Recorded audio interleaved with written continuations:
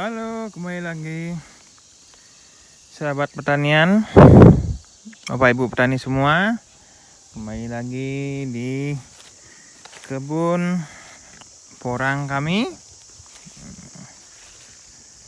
Hari ini adalah pemberian pupuk cair yang ketiga dari tanaman kami.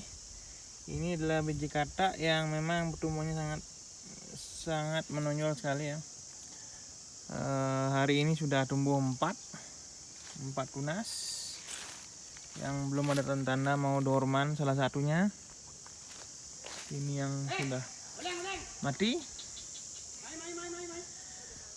Terlihat biji kataknya sudah mulai matang dan sudah mau lepas mungkin. Ini adalah perkembangan umbi yang kami tanam dahulu. Sekarang sudah besar-besar dan sekarang sudah banyak yang muncul lagi. Pertumbuhannya sangat bagus.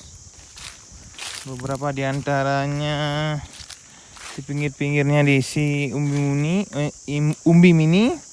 Cuman kebanyakan masih belum tumbuh. Nah, seperti ini. Kalau umbi semuanya sudah tumbuh besar-besar ya.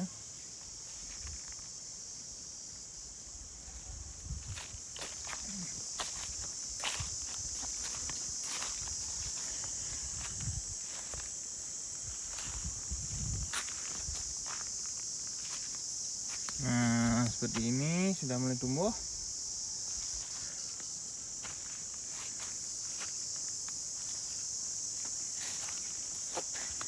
Dulunya di sini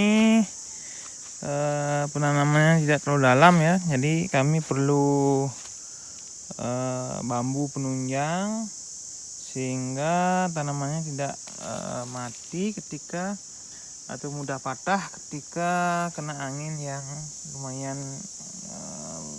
besar ya. Karena di sini kami menanam di ketinggian sekitar di antara 900 sampai 1100. Jadi lahannya sangat rawan sekali terkena angin yang lumayan besar.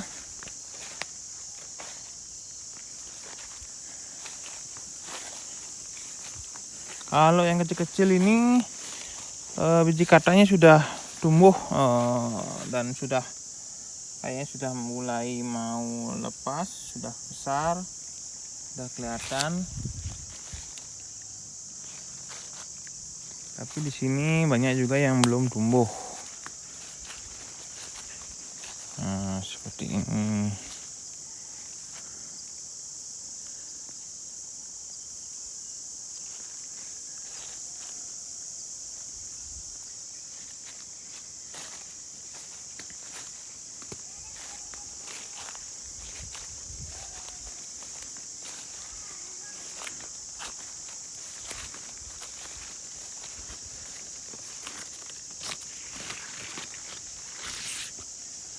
Walaupun tanamannya besar, cuman biji kataknya dia belum bagus, belum kelihatan lingkarannya.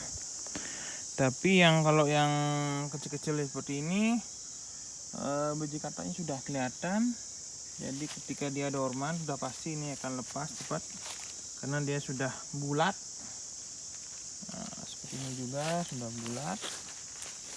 Dan apalagi yang ini sudah bulat sekali. Tapi yang besar-besar belum kelihatan. Nah, seperti ini juga.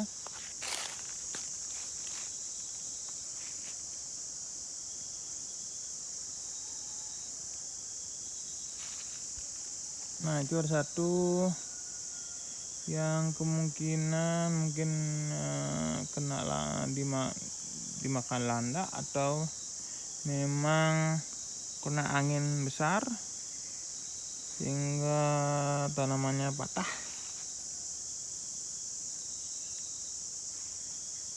Sementara sih sudah bagus sekali di sini. Nah, ini pasangin perangkap untuk landak.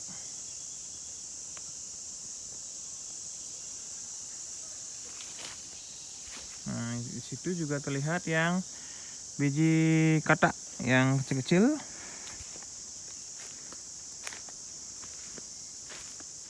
Seperti ini. Kalau dilihat ini adalah kemungkinan adalah black konjak karena batangnya lebih hitam warnanya. Sesuai informasinya kalau black konjak itu lebih cepat besar umbinya daripada yang biasa. Tapi ya nanti kita lihat perkembangannya setelah 2 tahun. Ini adalah yang ditanami dengan biji katak. Sudah banyak sekali yang tumbuh dan hampir semuanya sudah tumbuh. Sangat kalah sekali perkembangan umbi dengan biji katak. Karena kalau kita lihat umbi banyak yang belum tumbuh, cuma kalau biji katak rata ini sudah tumbuh semua.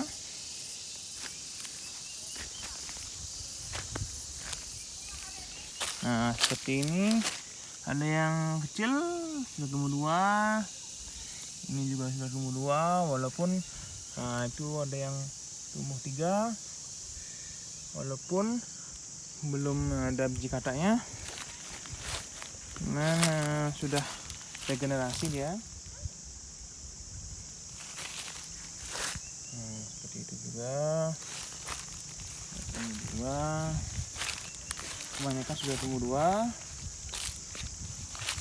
Nah, ini juga ada bit polybag yang dari spora dan biji katak sisa dari penanaman. Sudah banyak yang tumbuh. Kelebihannya kalau kita polybag di lahan yang memang lebih gampang terkena sinar matahari adalah batangnya lebih besar, lebih kuat, tidak terlalu tinggi, tidak terlalu panjang. Tapi kelemahannya juga jika dia tidak bisa beradaptasi dengan mataharinya, jadi tanamannya akan cepat menguning.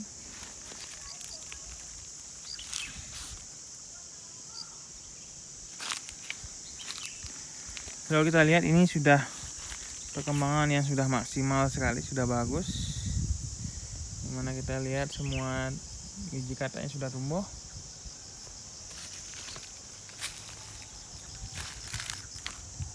Nah, ada yang besar juga.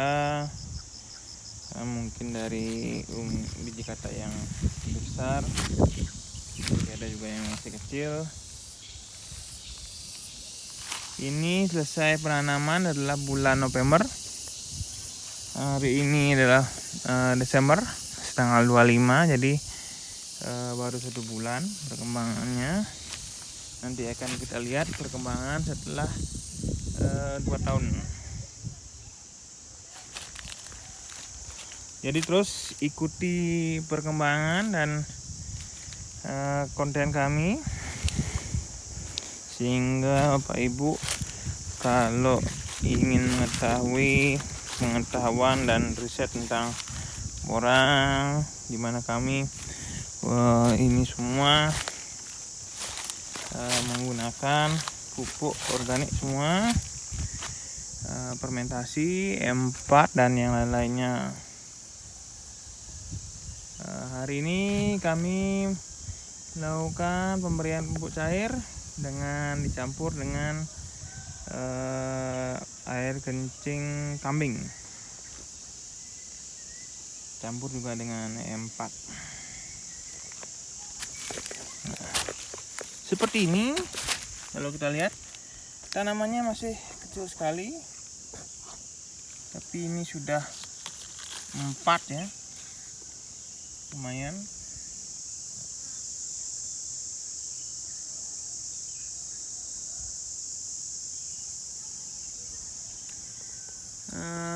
Kalau kita tidak pakai mulsa, kalau kita pakai mulsa organik dari sisa-sisa padi, kita harus membersihkannya setiap bulan biar unsur hara yang kita berikan pada tanah atau yang dihasilkan oleh tanah tidak direbut oleh gulma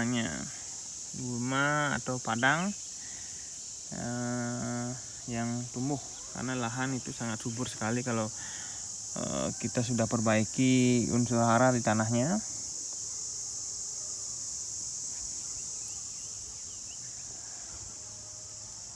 Pemeliharaan harus tetap dilakukan ya, dengan pupuk dan yang lain-lainnya.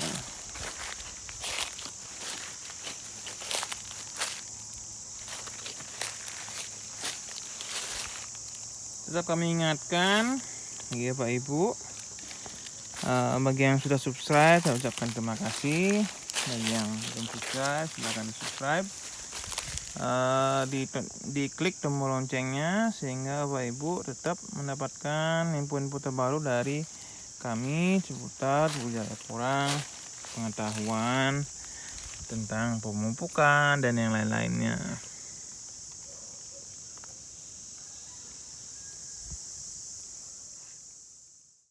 Hari ini Pak Ibu saya ingin bicara tentang pupuk organik cair dari kencing kambing.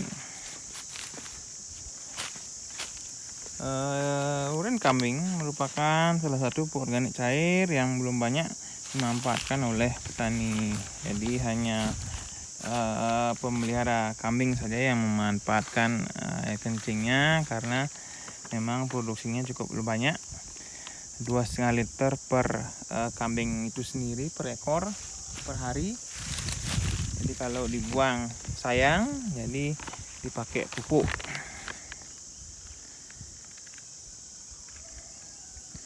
Sedangkan kotoran yang dihasilkan adalah 1 karung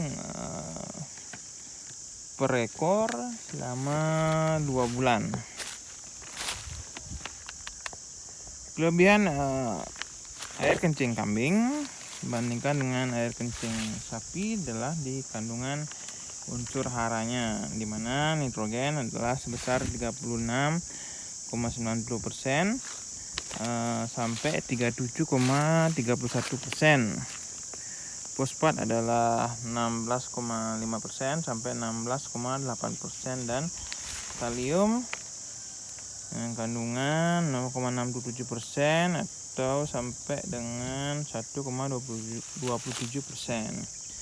Jumlah ini sangat cukup untuk mengembalikan kesuburan tanah dan tanaman secara organik, dan tentunya dengan pengolahan proses fermentasi. Proses fermentasi mempunyai pengertian adalah suatu proses terjadinya perubahan kimia pada suatu substrat organik melalui aktivitas enzim yang dihasilkan oleh mikroorganisme. Hasil fermentasi biasanya lebih mudah terserap oleh tanaman. Fermentasi juga diartikan sebagai pemecahan karbohidrat dan asam amino secara anaerob, yaitu tanpa oksigen. Fermentasi adalah proses penempatan kemampuan mikroba untuk menghasilkan metabolit primer dan sekunder dalam suatu lingkungan yang dikendalikan. Manfaat fermentasi adalah untuk menghilangkan atau mengurangi zat anti nutrisi, meningkatkan kandungan nutrisi, meningkatkan kecernaan, menaikkan tingkat kesehatan, dan meningkatkan daya simpan.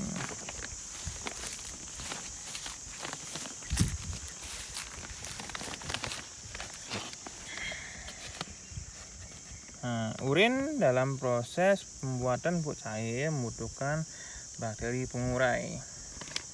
Proses pengolahan fermentasi yang baik dan benar akan menghasilkan pupuk cair yang tidak berbau, tidak panas, tidak mengandung hama penyakit dan tidak membahayakan pertumbuhan maupun produksi tanaman. E4 mengandung 90% bakteri Lactobacillus sp, bakteri penghasil asam laktat,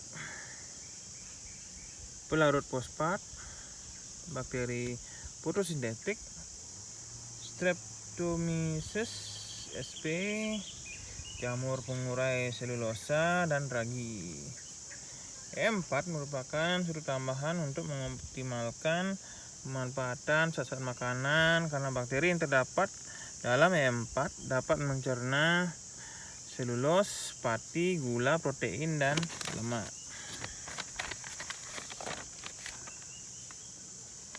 Kalau kita lihat, ini ada beberapa yang dari spora. Semuanya juga masih kecil-kecil. Pupuk organik dapat memacu dan meningkatkan populasi mikroba dalam tanah jauh lebih besar daripada hanya memberikan pupuk kimia. Pupuk organik juga mampu membenahi struktur dan kesuburan tanah. Tidak heran jika pupuk organik mampu mencegah terjadi erosi tanah karena kandungan unsur hara yang dilepaskan akan mengalami proses mineralisasi. Jika diberikan secara berkesinambungan akan membantu untuk menyuburkan tanah. Pupuk cair dari urin ternak disebut biorin, dan yang dari pupuk padat disebut biokultur. Pupuk organik merupakan hasil akhir dari penguraian sisa tanaman, limbah, kotoran ternak seperti pupuk kandang, kompos, pupuk hijau karena mengandung unsur hara makro dan mikro yang relatif sedikit. Jadi dapat digunakan untuk menambah unsur hara dalam tanah dengan menghidupkan mikroorganisme penghasil unsur hara.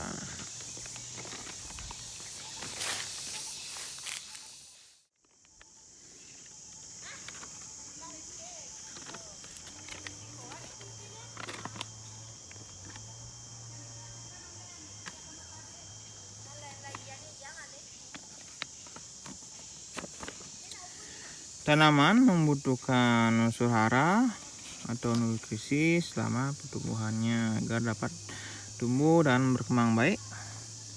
Penambahan unsur hara makro dan mikro pada tanah dengan proses pemupukan.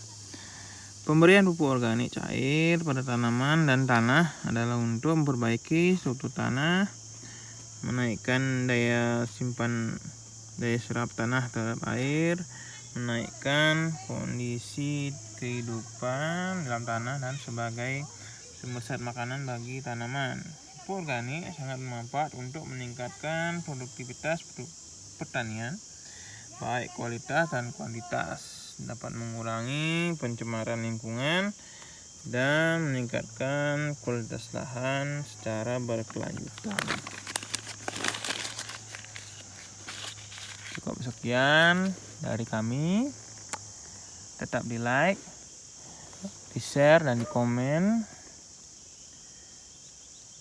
Jika Bapak Ibu menyukai konten kami, silakan di like. Jika merasa informasi ini sangat bermanfaat bagi Bapak Ibu, teman, dan keluarga yang sama-sama berbudidaya tanaman apapun itu, silakan di share. Dan jika ada pertanyaan seputar budidaya, pemupukan, dan pemeliharaan, silakan di komen di kolom komentar. Kami akan berikan masukan sesuai dengan pengalaman kami.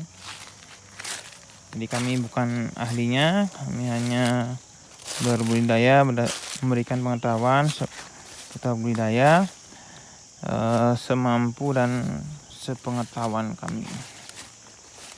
Jadi sampai jumpa di konten kami berikutnya, dan tetap ikuti channel kami di Petani Bali Official. Terima kasih dan sampai bertemu kembali.